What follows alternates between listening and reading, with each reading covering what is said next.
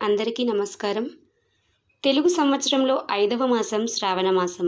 ఆధ్యాత్మికంగా ఎంతో విశిష్టమైన ఈ మాసంలో ప్రతిరోజు పండగే. ఈ మాసం సకల దేవతలకు ఇష్టమైనది.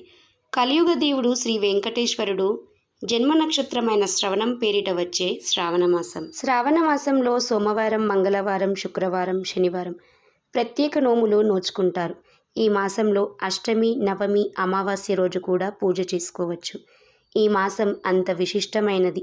అటువంటి విశిష్టమైన శ్రావణ మాసంలో చేయకూడని పనుల గురించి ఇప్పుడు తెలుసుకుందాం. శ్రావణ మాసంలో తెల్లవారుజామునే లేచి ఇంటిని శుభ్రం చేసుకోవాలి. ఆవు పేడతో కల్లాపు చల్లి ముగ్గు పెట్టాలి. ఇంటి గుమ్మానికి చక్కగా పసుపు రాసి కుంకుమ బొట్లు పెట్టాలి. ఇంటి ముందు గల తులసి కోట దగ్గర శుభ్రం చేసి ముగ్గు వేయాలి. తర్వాత స్త్రీలు ఇంట్లో వారందరూ శుచిగా స్నానమాచరించాలి. కాళ్లకు చక్కగా పసుపు రాసుకొని నుదుటన కుంకుమ ధరించాలి.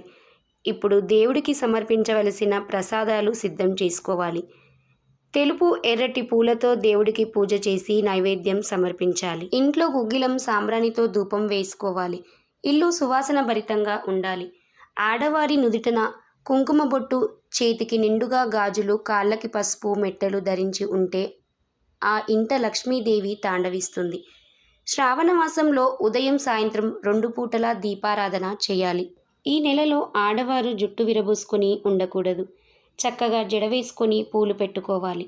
సాయంత్రం సంధ్యా సమయంలో ఇల్లు ఊడిస్తే మీ అదృష్టం, సంతోషాన్ని ఊడ్చినట్లు లెక్క. అందుకని సాయంత్రం సూర్యుడు అస్తమించక ముందే ఇల్లు ఊడ్చుకోవాలి. సాయంత్రం సంధ్యా సమయంలో తులసి కోటలో నీళ్లు పోయకూడదు. తులసి కోట ముందు నెయ్యి దీపం మాత్రమే వెలిగించాలి. అలాగే ఇంట్లో తలదువ్వకూడదు. ఈ మాసంలో మెట్టెలు, నల్లపూసలు తీయకూడదు.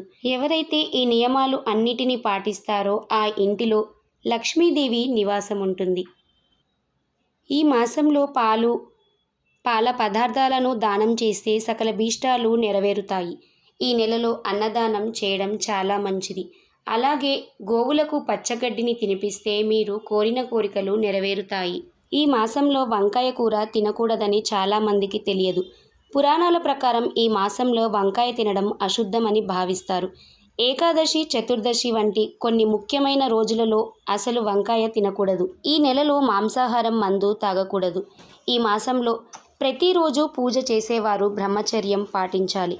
నెలసరి సమయంలో పూజ గది వైపు వెళ్ళకూడదు. ముఖ్యంగా పూజ చేసుకునే వస్తువులను తాకకూడదు. సర్వే జనా సుఖినో భవంతు.